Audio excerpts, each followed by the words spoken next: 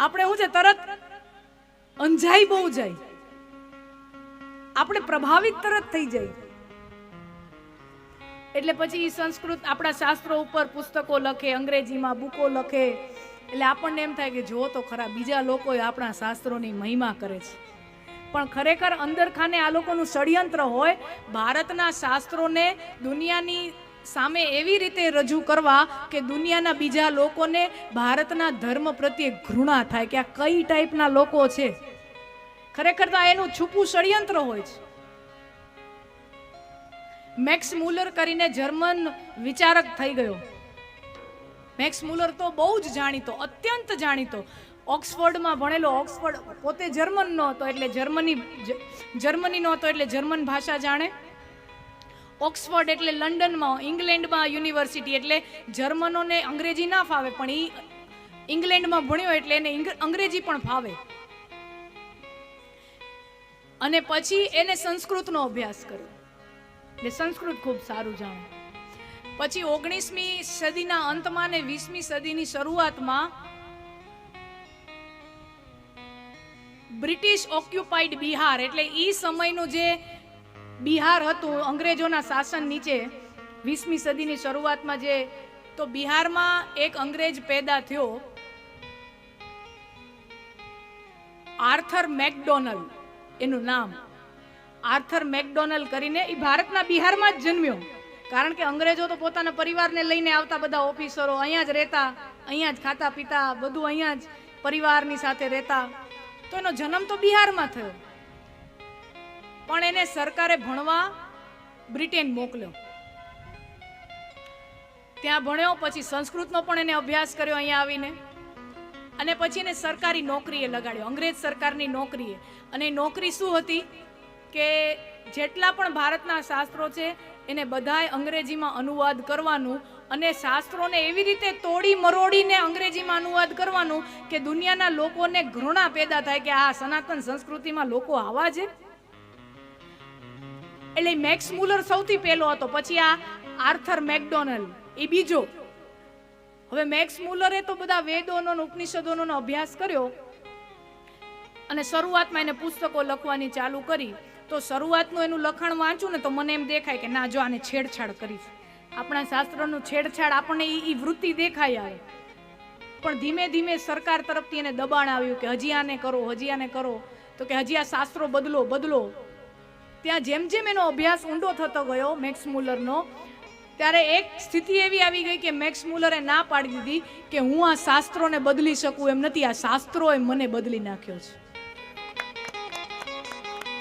હું હવે આ શાસ્ત્રોને બદલી શકું એમ નથી, આ શાસ્ત્રોએ મને બદલી નાખ્યો છે. એટલે જ છે ને, તમે જો મુંબઈમાં જાશો, દિલ્હીમાં જાશો તો મેક્સ મુલર ભવન છે. મુંબઈમાં પણ છે, દિલ્હીમાં પણ છે મેક્સ મુલર ભવન. અને એ ભવનની અંદર જ્યારે જર્મનના ડેલિગેટ્સ આવે જર્મન સરકારના, ત્યારે આ ભવનમાં બેસી અને ભારત અને જર્મનીના સંબંધ કેમ ગાઢ બને ને એવી ચર્ચા કરવી હોય તો એ ત્યાં થાય. તો મેક્સ મુલર તો કહી દીધું કે આ મારાથી નહીં થાય, પણ જે આર્થર મેકડોનલ્ડ હતો ને એ બદલ્યો નહીં. એને આ શાસ્ત્રોને ભ્રષ્ટ કરવાનું કામ શરૂ કર્યું, ચાલુ જ રાખ્યું.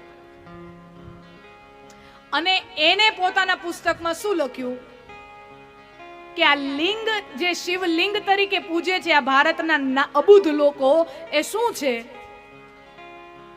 એક તો એ લોકો છે ને ભારતીયો માટે કેવા શબ્દો વાપરતા, ભારત એટલે સાપ ને સપેરાઓનો દેશ, નાગ નાગણને પૂજવા વાળો દેશ, સપેરાઓનો દેશ. કારણ કે એને ખબર નથી આની પાછળનું વિજ્ઞાન શું છે. એટલે ઉપર છલે જોવે અને એ પ્રમાણે એનું લખી નાખે. હવે શિવલિંગને એને એમ કીધું કે એ તો એક પુરુષની જનનેન્દ્રિય છે.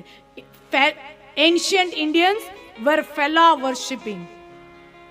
worshipping ફેલાસ. અને આ જ્યારે ભારતના લોકો વાંચતા થાય, અધકચરા મનવાળા, અધકચરા બુદ્ધિવાળા, થોડુંક અંગ્રેજી જાણવાવાળા અને પોતાને બહુ બુદ્ધિશાળી માનવાવાળા બુદ્ધુ, એ આવું અધકચરું જ્ઞાન વાંચે એટલે એના મનમાં પોતાના જ ધર્મ માટે ઘૃણા પેદા થાય કે આપણે આની ઉપર બિલીપત્ર ચડાવી છીએ, ફૂલ ચડાવી છીએ. અને જે શિવલિંગ છે એની નીચે જે યોની છે એ સ્ત્રીની જનનેન્દ્રિય છે. એટલે આ શિવ પુરાણ કહે છે શિવલિંગ શું છે? તતસ્વલિંગ ચિહ્નત્વાત. આ લિંગ છે એ ચિહ્ન છે. ચિહ્ન એટલે પ્રતીક. લિંગનો એક અર્થ થાય પ્રતીક.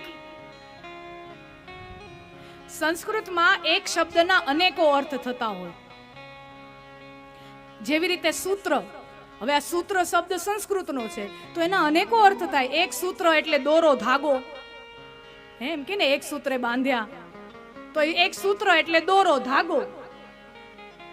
એક સૂત્ર એટલે ગણિતનું જે સૂત્ર આવે એ, અને એક સૂત્ર એટલે બ્રહ્મસૂત્ર, જે શાસ્ત્રોમાં બહુ મોટી વાતોને કહેવતને પણ સૂત્ર કહેવાય. એટલે એક શબ્દોના અનેકો અર્થ થાય છે સંસ્કૃતમાં. અરે અર્થના જ કેટલા અર્થ થાય જુઓ ને. એક અર્થનો મતલબ થાય કે મતલબ, આનો અર્થ એટલે કે મતલબ. એકનો અર્થ થાય અર્થ, પૈસા. હે, અર્થ શબ્દના કેટલાય અર્થ છે જુઓ. અને મતલબ ને આને કોઈ લેવા દેવા વિરોધી, મતલબ અલગ અલગ શબ્દો છે બંને. એમ લિંગનો મતલબ થાય ચિહ્ન, પ્રતીક, સિમ્બોલ. અને શેનું પ્રતીક અને શું કામ પ્રતીક? અને એ જ આકાર શું કામ? બીજો કોઈ આકાર શું કામ નહીં? ધ્યાન રાખજો, આપણે બહુ તાત્વિક અને સિરિયસ ચિંતનમાં આવીએ છીએ, ધીમે ધીમે હસતા રમતા. શિવ તત્વ અતિ ગહન છે અને એને સમજવું આ શ્વાસ લેતા ખોળિયા માટે શક્ય જ નથી. પણ આપણે શિવ પુરાણનો આધાર રહી અને આપણા એ પરમ તત્વને, શિવ તત્વને, મહાદેવને સમજવાનો પ્રયાસ કરીએ કે લિંગનો આકાર એમ જ શું કામ, એની નીચે યોની જ શું કામ, અને યોનીનો આકાર પણ એવો જ શું કામ. તો પહેલી વસ્તુ તો શિવલિંગની જરૂર શું કામ પડે? આપણે એમ કીધું કે શિવલિંગ એટલે પ્રતીક. તો પ્રતીકની જરૂર શું કામ પડે? શિવ તો નિરાકાર છે, એનો કોઈ આકાર નથી. પણ આપણે નિરાકાર તત્વની પૂજા કરી શકીએ? નિરાકાર તત્વમાં મારું તમારું ધ્યાન લાગી શકે? આપણે એમ કહો કે હવામાં ધ્યાન લગાવો, હવા તો દેખાતી નથી ને. હવે હું તમને એમ કહું કે હવામાં ધ્યાન લગાવો, રામભાઈ આ હવામાં ધ્યાન લગાવો, હવામાં ધ્યાન ન લાગે, દેખાતી જ નથી, અનુભવાય છે, અડે તો અનુભવાય છે, પણ જોવી કેમ, ધ્યાન કેમ ધરવું? તો આપણને દરેકને પ્રતીકોની જરૂર પડે.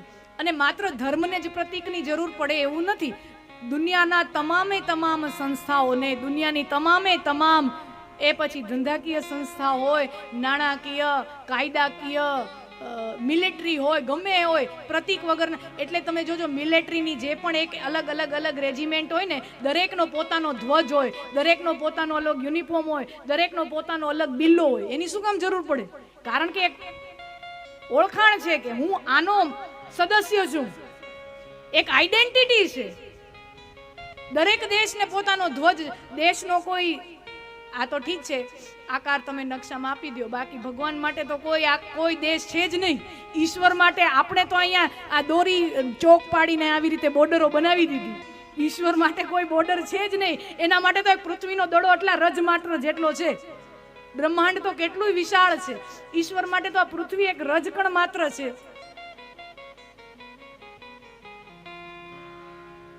તો દરેક દેશનો એક ધ્વજ હોય.